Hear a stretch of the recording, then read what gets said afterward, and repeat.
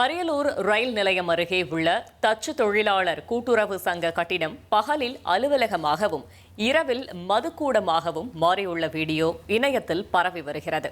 தமிழ்நாடு கதர் கிராம தொழில் வாரியத்தின் கீழ் அரியலூர் தச்சு தொழிலாளர் கூட்டுறவு சங்க அலுவலகம் செயல்பட்டு வருகிறது. இந்த கூட்டுறவு சங்கத்தில் பணிபுரிந்து மோசடி புகாரில் பணியிடை நீக்கம் செய்யப்பட்ட முன்னாள் ஊழியர் ஒருவர் இரவு நேரத்தில் அலுவலகத்தில் தனது நண்பர்களுடன் அமர்ந்து மது அருந்தும் காட்சிகள் இணையத்தில் வெளியானது. அரசிற்கு சொந்தமான கட்டிடத்தில் நடக்கும் இந்த அத்துமீறலை தடுத்து சம்பந்தப்பட்டவர்கள் மீது மாவட்ட ஆட்சியரும் காவல்துறையும் உடனடி நடவடிக்கை எடுக்க வேண்டும் என பொதுமக்கள் கோரிக்கை விடுத்துள்ளனர்.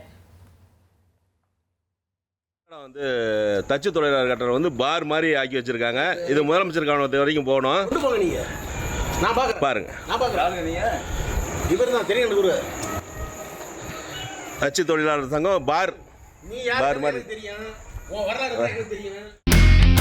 இனி செல்லும் இடமெல்லாம் செய்தி.